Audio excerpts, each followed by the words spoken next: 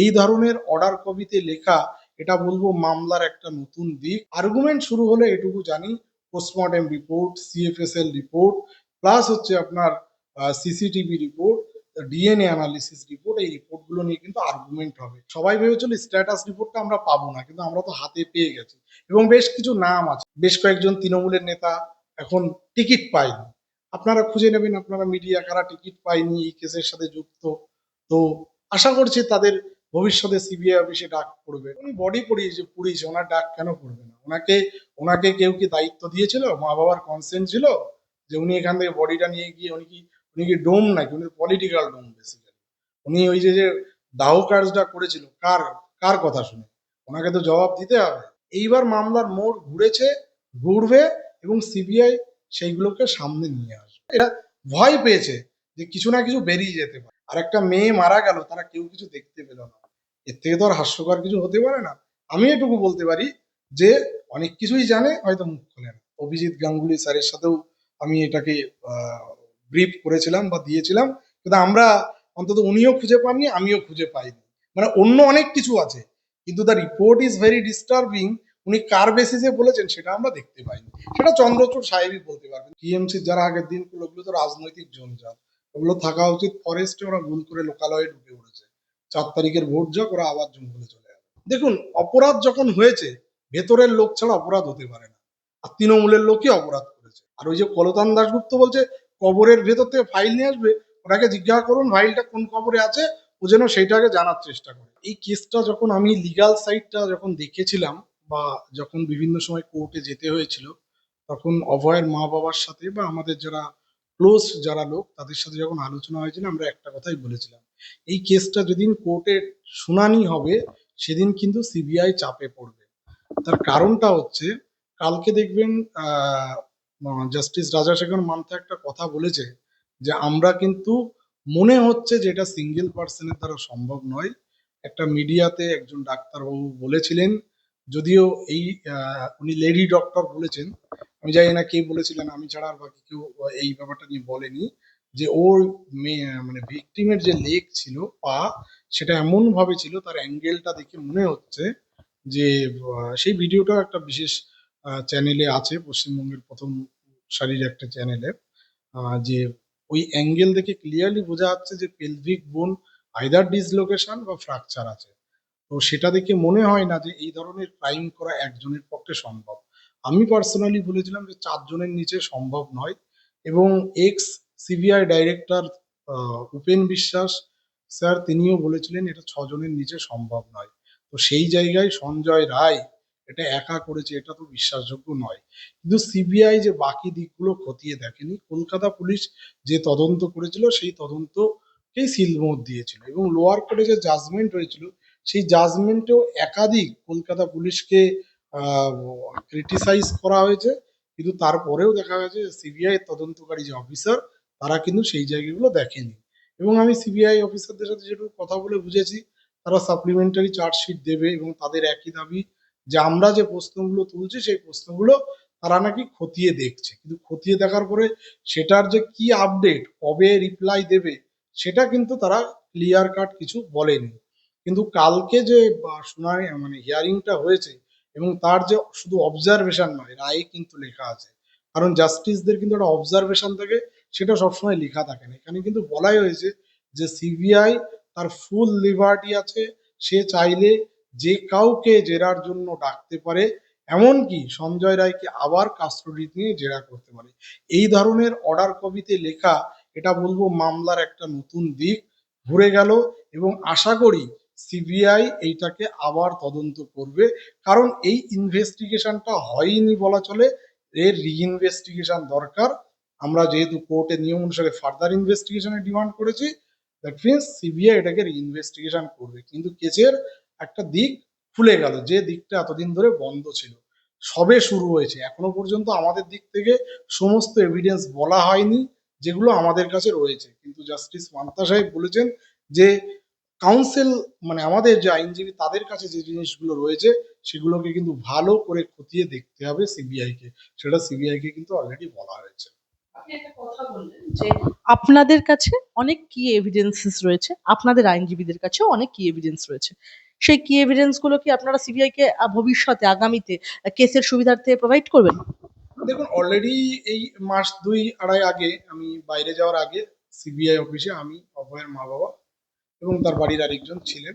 সেখানে অলরেডি আমার যে প্রশ্নগুলো ছিল সেগুলো কিন্তু অলরেডি সিবিআই কে দিয়েছি, এবং সিবিআই অফিসাররা তারা শিয়ালদা কোর্টে যে স্ট্যাটাস রিপোর্ট জমা দিয়েছে সেখানে আমার এই রিপোর্ট প্রশ্নগুলো তারা উল্লেখ করেছে। আর আমাদের যে হাইকোর্টে যে কেসটা যখন হিয়ারিং হচ্ছে, জয়ন্তনারায়ণ চ্যাটার্জি এন্ড শীর্ষেন্দু সিনহা রায় বা বাকি টিমটা যারা করছে, অলরেডি তার এফিডেভিট রেডি করা হয়ে গেছে। সেই এফিডেভিট সার্ভ করা হবে সিবিআই কে, সেটারও অর্ডার দিয়েছে। এবং তারপরে এইগুলো নিয়ে আর্গুমেন্ট শুরু হবে। আর্গুমেন্ট শুরু হলে এটুকু জানি, postmortem report, CFSL report, plus হচ্ছে আপনার CCTV report, DNA analysis report, এই রিপোর্টগুলো নিয়ে কিন্তু আর্গুমেন্ট হবে। এবং সিবিআই সেই জায়গায় কিন্তু বিপদে পড়বে, মানে সেটাকে প্রুফ করতে গেলে তাদের কিন্তু যথেষ্ট চাপের মুখে পড়তে হবে। সেই জন্যই আমরা অপেক্ষায় আছি যে কোর্টে এটা শুনানি হোক, এবং 12 মে এটা কিন্তু ফার্স্ট কেস, এবং জাস্টিস মান্তা সাহেব আশা করি এটা খুব খুঁটিয়ে খুঁটিয়ে দেখবেন বলে আমাদের ধারণা। আমরা এখন 12ই মের দিকে তাকিয়ে আছি, এবং তার আগে দেখা যাক সিবিআই অফিসাররা বলেছে আমরা তদন্ত করছি, 12ই মেতে তারা কি জমা দেয় আমাদের নজর সেদিকেও থাকবে।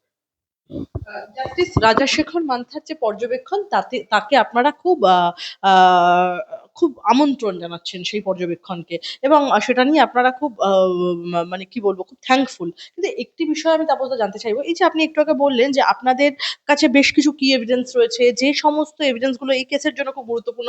এর আগে আমরা একটা বিষয় দেখেছিলাম যে একদম আরজি করের নিহত চিকিৎসক তরুণীর মা তিনি ডাইরেক্ট কিন্তু বহুবার বলেছিলেন যে সিবিআই এর নন কোঅপারেশনের কথা, বা বিভিন্ন তথ্য তারা সিবিআই কে দিয়েছেন, সিবিআই সেই তথ্য পরবর্তীতে পেশ করেনি আদালতের কাছে, সেই একটা ট্রান্সপারেন্সি নিয়ে তারা বারংবার প্রশ্ন তুলেছেন।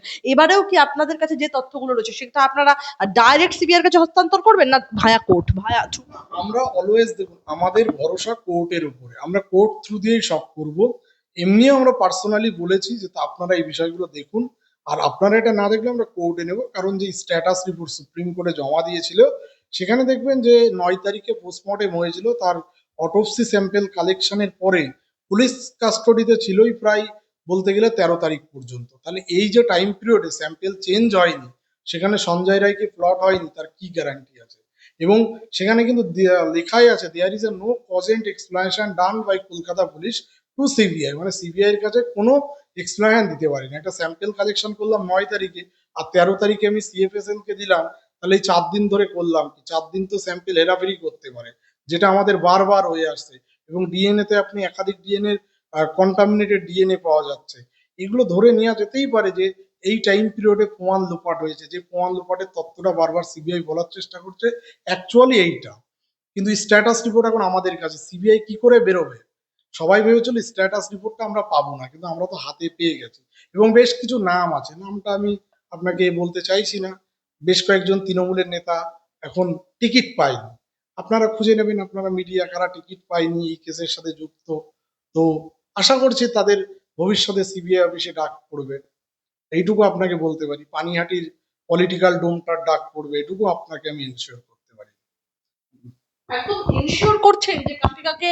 এ তো আপনি বিস্ফোরক কথা বলছেন রীতিমতো। পানিহাটির বলছেন, পানিহাটির কি নির্মল ঘোষের ডাক উনি বডি পড়িয়েছে, পুড়িয়েছে, ওনার ডাক কেন পড়বে না? ওনাকে ওনাকে কেউ কি দায়িত্ব দিয়েছিল? মা বাবার কনসেন্ট ছিল যে উনি এখান থেকে বডিটা নিয়ে গিয়ে, উনি কি ডোম নাকি? উনি পলিটিক্যাল ডোম বেসিক্যালি। উনি ওই যে দাহ কাজটা করেছিল কার কার কথা শুনে? ওনাকে তো জবাব দিতে হবে, জবাবটা ওনাকে দিতে হবে, হাইকোর্টে দিতে হবে। এবং সিবিআই আবার ডাকবে, না ডাকলে আমরা হাইকোর্টে আবার এটা নিয়ে আমরা অলরেডি বলেছি।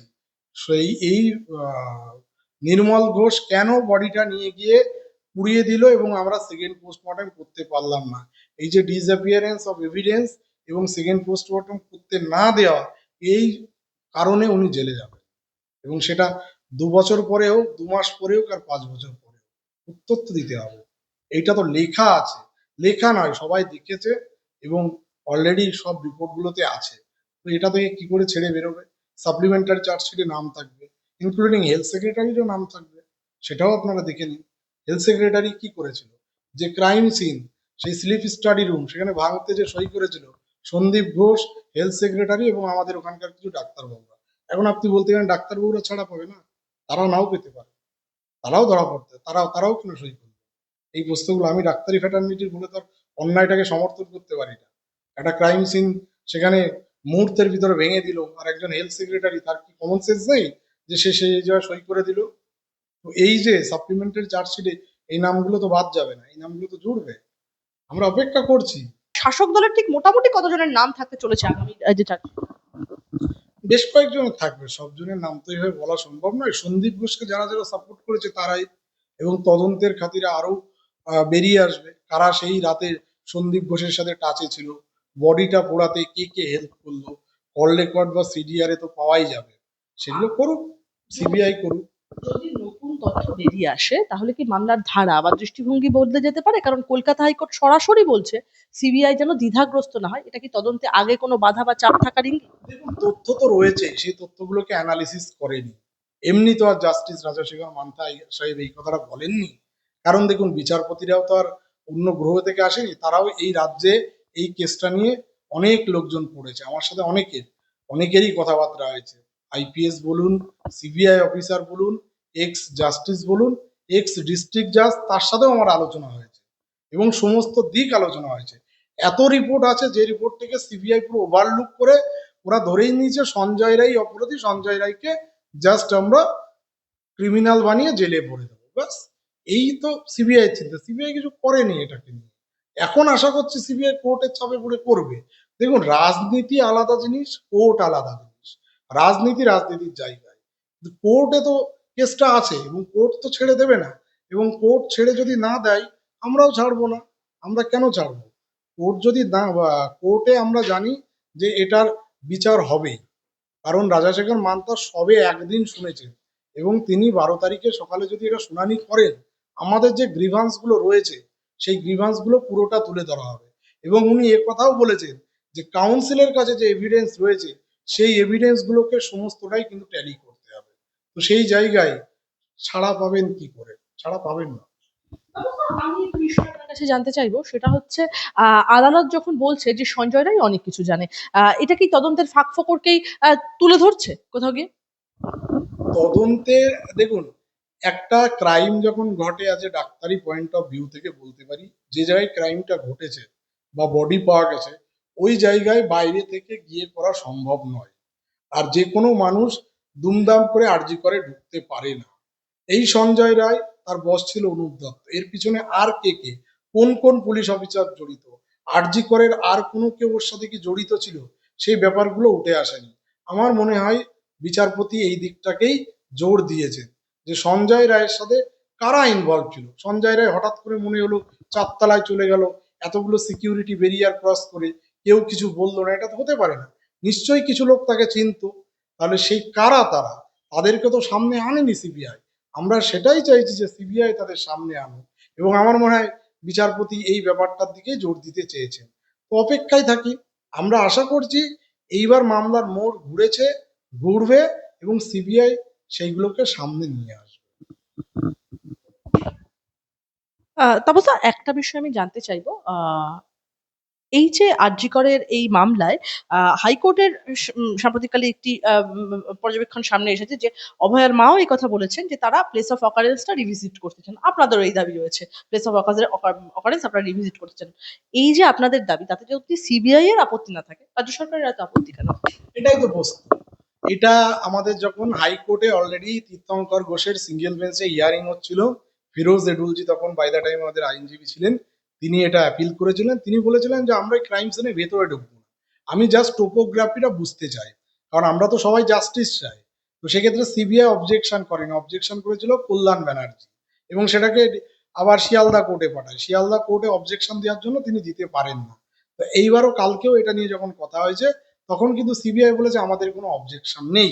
কিন্তু রাজ্যকে তো, এটা তো রাজ্য সরকারের হসপিটাল, রাজ্য সরকারকে কোঅপারেট করতে হবে। তারা যদি না বলে সেক্ষেত্রে মানে আমাদের যারা আইনজীবী তারা এসে সেটা দেখাটা খুব মুশকিল। তো সেক্ষেত্রে কোর্টের রায় বের করেই কিন্তু এটা আসতে হবে, কারণ তারা টোপোগ্রাফি বুঝতে চায় যে কিছু আছে কিনা। দেখুন, সবাই যদি বিচারই চাইবে তাহলে দুজন উকিল বাবুকে এখানে ঢুকতে তো অসুবিধা কোথায়? তারা দেখুক না, যদি কিছু পাওয়া যায় তাতে তো সিবিআইয়েরও লাভ হবে, তাতে রাজ্য সরকারও বলতে পারে যে না, আমরা ট্রান্সপারেন্সি অ্যান্ড অ্যাকাউন্টেবিলিটি মেনটেন করেছি এবং আমরা তাদেরকে ঢুকতে দিয়েছি। তারা সাথে থাকবে। তারা যদি বলে রাজ্য সরকারের আইনজীবীরা উপস্থিত থাকবে, আমাদের কোনো অসুবিধা নেই। কিন্তু তারা ঢুকতে দিতে চাইছে না। তার মানে কি? তারা কিছু জিনিস লুকাতে চাইছে। সেই জিনিসটার জন্য এরা ভয় পেয়েছে যে কিছু না কিছু বেরিয়ে যেতে পারে। সেই কারণেই ওরা মানা করেছে। ইভেন আমিও ওই জায়গায় আমি আজ পর্যন্ত এই ঘটনার পর কোনোদিন যাইনি। কারণ আমি যেহেতু হসপিটালে রয়েছি, অতএব ওই জায়গার কি অবস্থা না অবস্থা, কেন রাজ্য সরকার বাধা দিচ্ছে, আমার তো মনে হয় রাজ্য সরকার সম্পূর্ণরূপে ওই জায়গাটাকে, যেহেতু প্রমাণ লোপাট হয়ে গেছে, সেটাকে আবার চাপা দেওয়ার জন্য এটা চাইছে, যাতে কেউ আমাদের আইনজীবীরা বুঝতে না পারে। আপনি বসেন মূলত গ্রাউন্ড ফ্লোরে, আপনার অফিসটা গ্রাউন্ড ফ্লোরে, ঘটনা ঘটেছিল ৪ তলায়, 3rd ফ্লোরে। আপনি বলছেন আপনি এখনো পর্যন্ত একদিন অবধি যাননি। কিন্তু ঘটনাস্থল তো যেরকম ভাবে আমরা দেখেছিলাম রিফার্নিশড করার একটা চিত্র দেখেছিলাম, সেটা এখনো রিফার্নিশড হয়ে ওঠেনি। সেটা কি সেই অবস্থাতেই, পরিত্যক্ত অবস্থাতেই পড়ে? দেখুন, ওখানে তো সিকিউরিটি দিয়ে ঘেরা, ওখানে আমি তারপরে কোনোদিন যাইনি। তারপর আমাদের আহ, রাজ্য সরকারি পুলিশ আছে, সিআইএসএফ আছে, রাজ্য সরকারি পুলিশ মাঝখানে দিয়েছিল। মাঝে আমাদের এমার্জেন্সি থেকে কয়েকজন ঝামেলা করতে গেছিল চেস্টে একটা পেশেন্ট নিয়ে। তো আমি তখন ছুটিতে ছিলাম। দুর্ভাগ্যবশত সেই ডিপার্টমেন্ট থেকে আমার নামে এসে প্রিন্সিপাল স্যারের কাছে অভিযোগ করেছিল যে এমার্জেন্সি ডক্টর তাপস এসে ঝামেলা করে গেছে। তো তখন প্রিন্সিপাল স্যার বলেছিলেন যে তাপস ঝামেলা করেছে, কিন্তু তাপস তো সম্ভবত হসপিটালে নেই, এবং আমাকে ডাকা হয়েছিল। আমি তখন গেলাম, আমি বললাম স্যার আমি তো হসপিটালে, আমি তো লিভে আছি, আমি কি করে কালকে সন্ধ্যার সময় এসে চেস্টে ঝামেলা করবো? তাহলে টার্গেট করা? যেহেতু আমি এইটা নিয়ে অনেক প্রশ্ন করেছি, চেস্ট ডিপার্টমেন্ট থেকে আমাকে তারা চেয়েও ছিল, এবং সেটা ক্লিয়ার প্রুফ আছে যে অ্যাপ্লিকেশন করেছিল, আমাকে সিআইএসএফ এর আধিকারিকরাও বলেছে এবং আমাকে অথরিটির পক্ষ থেকেও বলেছে, এবং আমি তার জন্য কোনোদিন চেস্ট ডিপার্টমেন্টে আর ঢুকিনি। কারণ আমি জানি যে যে কোনো দিন ঢুকলে সেটা আমাকেই হয়তো আমার নামেই কেসটা দিয়ে দেবে, একটা ফলস কেস দিয়ে দেবে। না, আমি ওখানে যাই না, আমার যাওয়ার দরকার পড়ে না। আমার ক্যাম্পাসে দেখুন, আমি কোনো জায়গায় আমার ওইসব ভয় ভীতি আমার ভিতরে নেই। আমি ওখানে যাই না, আমার ওটা ডিপার্টমেন্ট নয়। আমি বলবো চেস্ট বা পালমোলজি যে ডিপার্টমেন্টটা, সেই ডিপার্টমেন্টের ছেলেমেয়েরা তাহলে বেশ কিছু কি জানে, তারা আপনাকে টার্গেট করছে, আপনি যেমনটা বলছেন, তাহলে কি এটা এটা কি বলাই যায় যে চেস্ট বা পালমোলজি ডিপার্টমেন্টের ছেলে তারা বা এই বিক্ষোভটা? দেখুন, ব্যাপারটা হচ্ছে বেশ কিছুদিন ধরে আমার ডিপার্টমেন্টে, এই চেস ডিপার্টমেন্টে পেশেন্ট ঠিক করে ভর্তি করে না এই ঘটনার পর থেকে, এবং এটা নিয়ে আমি বলেছিলাম, বিক্ষোভও দেখিয়েছিলাম এবং অভিযোগও করেছিলাম। তারা সেই সমস্ত অভিযোগের কোনো পাত্তা দেয় না, পেশেন্টগুলোকে গেলে ভর্তি করতে চায় না, এটা অনেক দিন ধরেই চলছে। সেটা ওরাই জানে। এই প্রশ্নের উত্তর আমাদের মিটিং এ একাধিকবার আমি বলেছি, কিন্তু তাতে খুব একটা লাভ হয়নি।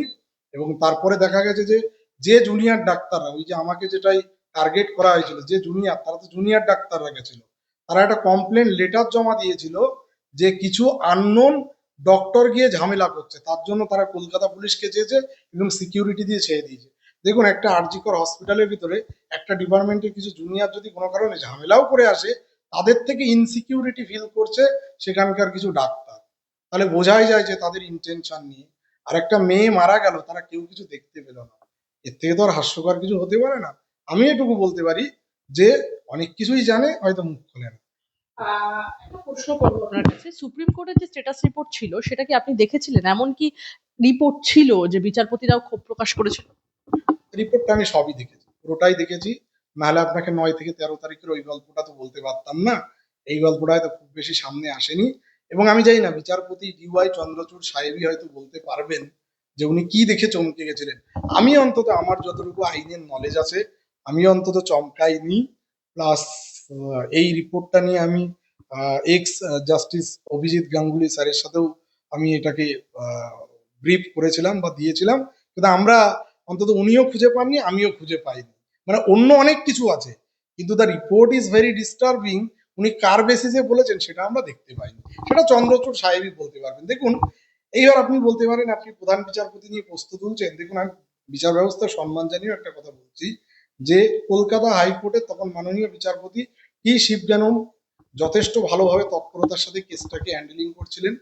এই কেসটাকে সুমোটো একদিন রবিবারে তুলে নিতে কেন হলো, কি কারণে? কারণ ভিকটিমের পরিবার কোনো অভিযোগ করেনি, কেউ অভিযোগ করেনি, সিবিআই কে অলরেডি হ্যান্ড ওভার করে দিয়েছে। ডিওয়াই চন্দ্রচূড় সাহেব এই কেসটাকে কেন তুলতে গেলেন? আমরা যদি দেখুন, বিচারপতিকে প্রশ্ন হয়তো করা যায় না, আমরা অনেক ছোটখাটো মানুষ, কিন্তু আমি মনে করি যে বিচারপতির সামনে এসে এটা অন্তত বলা উচিত যে তিনি কি দেখে চমকেছিলেন। একজনই মাত্র অ্যাকিউজড, একটা সিভিক ভলেন্টিয়ার, সেটা দেখে ভারতবর্ষের প্রধান বিচারপতি চমকে গেলেন। এইটাতে তো আমরা চমকে যাচ্ছি যে কি দেখে উনি চমকালেন। সেই চমকানো রিপোর্টটা আমি অন্তত স্ট্যাটাস রিপোর্টে পাইনি। এবার দুটো জিনিস হতে পারে, যে স্ট্যাটাস রিপোর্টটাই পাল্টে গেছে, আর না হলে উনি যে চমকেছিলেন সেই চমকানোর মতো কিছু ছিল না। এবার উনিই বলতে পারবেন। আমাদের প্রশ্ন থাকবে, আমরা প্রশ্ন আশা করছি এরপরে প্রশ্নটা আমরা রাখবো যে কি দেখে চমকেছিলেন। আমি একটা বিষয় আপনার কাছে প্রশ্ন করব, যেটা আপনি বললেন যে অভিজিৎ গাঙ্গুলির সাথে কি ইন পার্টিকুলার আপনার সাথে এই স্ট্যাটাস রিপোর্ট নিয়ে কথা হয়েছিল, এবং অভিজিৎ গাঙ্গুলি কি সত্যিই চমকাননি? একটু যদি বিস্তারিত হ্যাঁ, অভিজিৎ স্যারের সাথে আমার এটা নিয়ে কথাবার্তা হয়েছে, এবং সমস্ত রিপোর্ট, আমি রিপোর্ট যেটুকু পড়েছিলাম, দেখুন আমি তো আর আইনজীবী নই, আমি অন্তত স্যারের হেল্প নিয়েছিলাম যে আমার এই জায়গাগুলো মনে হয়েছে অভিজিৎ স্যারের, যে এই জায়গাগুলো আমার লুফলস লেগেছে। তো স্যার সেটাই মোটামুটি বলেছে, না যেটা তুমি ধরেছো সেটা ঠিকই আছে। তো সেই ব্যাপারগুলো নিয়ে অলরেডি আমরা ভেবেও ছিলাম যে একবার এইটা নিয়ে আমরা সবার সামনে আনবো, কিন্তু সামহাও আমার একটা হেলথ ইস্যু হয়ে যাওয়ার জন্য আমাকে আউট অফ স্টেশন থাকতে হয়েছিল। তারপরে তো ভোট এসে গেল। বাট আদারওয়াইজ স্ট্যাটাস রিপোর্টে অনেক কিছুই আছে, যেগুলো দেখা যাক, আস্তে আস্তে কোর্টের তো সামনে আসছে। তো সেটা এখন পরিস্থিতি বুঝে, যদি সেটা মিডিয়ার সামনে পুরোটা আনা যায় আমরা দেখবো, যদি তা না হয় আমরা তো কোর্টের সামনে তুলবই। তাপস দা, একটু বিষয় আমি জানতে চাইবো যে আহ, উম, অভয়ার মায়ের অভিযোগ সেদিনকে ডিউটিতে থাকা বা ডিনার করা ব্যক্তিদের ঠিকমতো জিজ্ঞাসাবাদই হয়নি। এটা কি তদন্তের বড় ব্যর্থতা? আপনি কি তাদেরকে চিনতেন যারা ডিনার করেছে? না, আমি তাদের কোনো দিন চিনতামও না, আমি দেখিও নি। হয়তো দেখেছি ডিউটি আওয়ার্সে, আর সেই সময় আমি এমার্জেন্সিতে, আমার প্রায় 4 বছর পরে ফার্স্ট ডিউটি হচ্ছিল। সো আমার পক্ষে তো চেনা সম্ভব নয়। আর দ্বিতীয় কথা, দেখুন মা, তার মা যে অভিযোগ করেছে সেটা সত্যি কথা, সেটা অস্বীকার করার জায়গা নেই। তারা যার সাথে ডিউটি করছে, এত বড় একটা ইনসিডেন্ট ঘটে গেল, তারা কেউ কিছু দেখতে পেলো না? 4 জনের একজন, তো আমারও প্রশ্ন। আর তারপরে ক্রাইম সিনটা ভেঙে দিল, সেটা তো সই করে দিল। এরা কি কেন করলো? এদের কি ইন্টারেস্ট আছে? এই বেসিক পুরা ব্যাপারটাই হচ্ছে গন্ডগোল, কিন্তু এর ভিতর থেকে কিছুই বেরিয়ে আসে তাদেরকে জিজ্ঞাসাবাদ যখন করা হলো না, সে প্রসঙ্গে কি বলবেন? না। জিজ্ঞাসাবাদ তাদের ডেকেছিল, তাদের আনসার আমার মনে হয়েছে যে তারা ওই রাতে, মানে ওরা কিছুই দেখেনি, মানে ওই রাতে আমার একটা কোনো ভূত এসেছিল বা শুধু সঞ্জয় রায় এসছে, ওখানে ওরা কিছু ছিল না, তাহলে আমাকে বলতে হয় যে ওরা কেউ ডিউটিতেই ছিল না, ওরা বাইরে ছিল। 4 জন কেউ কিছু দেখতে পায়নি, এই এই তথ্য আমি অন্তত, ওরা 4 জন nursing staff, security, group D, কেউ কিছু দেখতে পায়নি, এটা আমি বিশ্বাস করি। সম্পূর্ণ মিথ্যে কথা বলা হচ্ছে। মিথ্যে কথা ছাড়া আবার কি কথা? আমি একটি প্রশ্ন করব আপনার কাছে। যেভাবে আমরা দেখতে পাচ্ছি যে অভয়ার মা যখন নির্বাচনী প্রচারে বেরোচ্ছেন, যেভাবে তাকে কুৎসিত আক্রমণ করা হচ্ছে, কি বলবেন? একজন মহিলা আরেকজন মেয়েহারা মহিলাকে এরকম ভাবে অপমান করতে পারেন? এটা কি শালীন দৃশ্য? এবার আক্রমণটা করছে কারা? দুটো পার্টি, টিএমসি আর বাম, এরা তো এখন একজোট হয়েছে ওর মাকে হারানোর জন্য। টিএমসি যারা আগের দিন করলো, ওগুলো তো রাজনৈতিক জঞ্জাল, ওগুলো থাকা উচিত ফরেস্টে, ওরা ভুল করে লোকালয়ে ঢুকে পড়েছে। 4 তারিখের ভোট যাক, ওরা আবার জঙ্গলে চলে যাবে। অতএব ওদের নিয়ে কথা যত বেশি বলা হবে, তত বেশি ফুটেজ ওরা পাবে। আর বাম হচ্ছে এখন শুরু করেছে তৃণমূলকে কিভাবে জেতানো যায়। বাম তো অভয়ের মা, ওরা ভেবেছিল যে ওদের হয়ে দাঁড়াবে, কিন্তু দাঁড়ায়নি। ওই জন্য ওরা আর কি এই এখন যত রকম পারছে বদনাম ওরা করে যাচ্ছে। আমি তো আমি একটা বিষয় বলবো, একদম স্পেসিফিক করে বলা হচ্ছে সিপিআইএম কে ভোট দেবেন না, ঠিক আছে, কিন্তু রত্না দেবনাথকে ভোট দেবেন না, বিজেপি কে হারাতে টিএমসি কে ভোট দিন, বলছেন কলতান। কি বলবো? হ্যাঁ, কলতানের বাইরে এরকম বিভিন্ন জায়গায় বলেছে, এবং সেটা আমাকে অভয়ের মা বা বাবা, আর যেদিন নমিনেশন ছিল সেদিন বললো ওদের বাড়িতে এসে বলে গেছে, এবং তারা অলরেডি মিডিয়ার সামনে বলতেও রাজি। কিন্তু আমরা ব্যাপারটাকে নিয়ে আর খুব বেশি খোলা করতে কি চাইনি। বলে? যে এরকম বলা হয়েছে যে আপনারা তৃণমূল, সিপিএম কে ভোট না দিতে চাইলে না দিন, কিন্তু রত্না দেবনাথকে দেবেন না, আপনারা দরকার পড়লে। কাকে কি বলেছে? এটা কিছু কিছু ওখানকার পুরনো বামপন্থী, যারা সত্যিই রত্না দেবনাথকে ভোট দিতে চায়, কিছু কিছু লোককে বলেছে, ওখানকার লোকাল, সেটা কিছু বামপন্থী, কিছু তৃণমূলপন্থী, বা কিছু অন্যপন্থী, তারা নিউট্রাল লোক, যারা রত্না দেবনাথকে সমর্থন করবে বলেই আর কি ভেবে রেখেছে, তাদেরকে এই কথাগুলো ঘরে ঘরে গিয়ে বলেছে, এবং তারা এসে অভিযোগ জানিয়েছে। তাপসদা, একটি বিষয় আমি জানতে চাইবো যে আহ, কবর থেকে ফাইল বের করে এনে অভয়ার তদন্ত করব। নির্বাচনী সাক্ষাৎকারে অকপট কলতান। তিনি আরো বলছেন, কে কোন রাজনৈতিক দল করবেন সেটা তার ব্যক্তিগত বিষয়। আমরা গাড়ি আটকাবার সময়, রাত দখলের সময় দেখিনি কে কোন রাজনীতি করে। আমরা দরকার হলে কবর থেকে ফাইল বার করে এনে তদন্ত করব। কি বলবেন? শুনুন, এসব হাস্যকর কথার উত্তর দিয়ে তো কোনো লাভ নেই। কালকেও তো রাত দখল করেছিল, এই 9 তারিখে। 9 তারিখ আসলে এটা কিছু লোক সার্কাস বা পিকনিক শুরু করে। ওরা তো জানেও না যে কেসের কি স্ট্যাটাস। ও কবর থেকে ফাইল তুলে আনবে, তো ওকে জিজ্ঞাসা করুন তো যে ফাইলটা কোথায় আছে, বলতে পারে কিনা। তো সেটা বলতে পারবে? অলতান দাশগুপ্ত ফাইল কোথায় আছে জানে? অভয় মঞ্চ ফাইল কোথায় আছে জানে? আমাদের জুনিয়র ডাক্তার, সিনিয়র ডাক্তার যারা আন্দোলন করেছে, বলুক না ফাইলটা কোথায় আছে, কেসের কি স্ট্যাটাস, কত নাম্বার, কবে হিয়ারিং, কিচ্ছু জানে না। শুধু 9 তারিখ আসলে এরা সার্কাসের মতো চিৎকার করবে। অভয়ের মাকে সাপোর্ট করবে না জুনিয়র ডাক্তার ফ্রন্ট, ভালো কথা। তার জন্য স্টেটমেন্ট দেওয়ার কি দরকার ছিল? ছিল কিছু? ওরা ওরা কি বলছে, বিজেপিকে ভোট দেবে না, তৃণমূলকে দেবে না, তাহলে কাকে ভোট দিতে বলছে? ওরা নোটাই ভোট দেবে? ওরা কি নোটাই ভোট দেবে? আমার প্রশ্ন এটা। তাহলে ওরা দল খুলতে পারতো। ডক্টর সন বলছে যে যারা আহ, এমন দলের হয়ে লড়ছেন যারা ধর্ষকের গলায় মালা পরিয়ে দেন, নির্যাতিতার মা প্রার্থী হয়, তো এই বিবৃতি জুনিয়র ডক্টর ফ্রন্ট। না, তো ও ও কার হয়ে কথা বলতে চাইছে? জুনিয়র ডাক্তার ফ্রন্ট কাকে ভোট দেবে? নোটাকে? ভারতবর্ষের কোন দল আছে যে দলে তাদের নামে কোনো কেস নেই? সিপিএম, তারও দোষ আছে। তৃণমূল, তারও আছে। বিজেপি, তারও আছে। কংগ্রেস, তারও আছে। তাহলে ও কাকে ভোট দিচ্ছে সেটা বলুক, বলে দিক না যে একে একে ভোট দিতে হবে। দেখুন, কিছু লোক আছে ঘুরিয়ে কথা বলে, বলে আমি অরাজনৈতিক, কিন্তু no vote to TMC, no vote to BJP. তাহলে পড়ে থাকলো কি বাম? আরে সোজা ভাষায় বল না যে বামকে ভোট দিতে হবে, এইটুকু বললেই তো হয়ে যায়। আমার শেষ একটাই প্রশ্ন আপনার কাছে, সেটা হচ্ছে আরজিকর মামলায় কি আশার আলো দেখছেন? আপনার কি ধারণা যে মূল অপরাধীরা আপনার চারপাশে ঘুরে বেড়াচ্ছে? দেখুন, অপরাধ যখন হয়েছে, ভেতরের লোক ছাড়া অপরাধ হতে পারে না। আর তৃণমূলের লোকই অপরাধ করেছে। আমি এটুকু আশা রাখি। দেখুন, আমাকে অনেকেই বস্তু করছে ওর মা বিজেপিতে জয়েন করেছে, তার জন্য বিচার হবে কিনা। আমি ওর মাকে সাপোর্ট করছি, সেটা সত্যি কথা। ওর মা, ওর অভয়ের মা, সে তার মতো বলছেন। সেটা একজন প্রার্থী হিসাবে যেটুকু বলা উচিত তিনি বলছেন। আমি entirely believe on the court and judicial system. আমি বিচার এর আগেও গেছি, শিয়ালদা কোর্টে, হাইকোর্টে, এখনো যাচ্ছি, এবং ইন ফিউচারও হাইকোর্টে গিয়েই বস্তু তুলবো। না বিজেপির কাছে যাব, না তৃণমূলের কাছে যাব, না সিপিএম এর কাছে যাব। আর ওই যে কলতান দাশগুপ্ত বলছে কবরের ভেতর থেকে ফাইল নিয়ে আসবে, ওটাকে জিজ্ঞাসা করুন ফাইলটা কোন কবরে আছে, ও যেন সেইটাকে জানার চেষ্টা করে। বোকা বোকা না কথা বলতে। দেখুন, অপরাধী তো আর মঙ্গল গ্রহ থেকে আসেনি, এই গ্রহে আছে। তো সেই গ্রহে খোঁজা কি খুব বেশি, আজকালকার দিনে কি খুব অসম্ভব? আমরা এখন চাইছি যে সিবিআই টিম আছে চেঞ্জ করে নতুন সিবিআই টিম আসুক। আসুক, এসে তদন্ত করুক।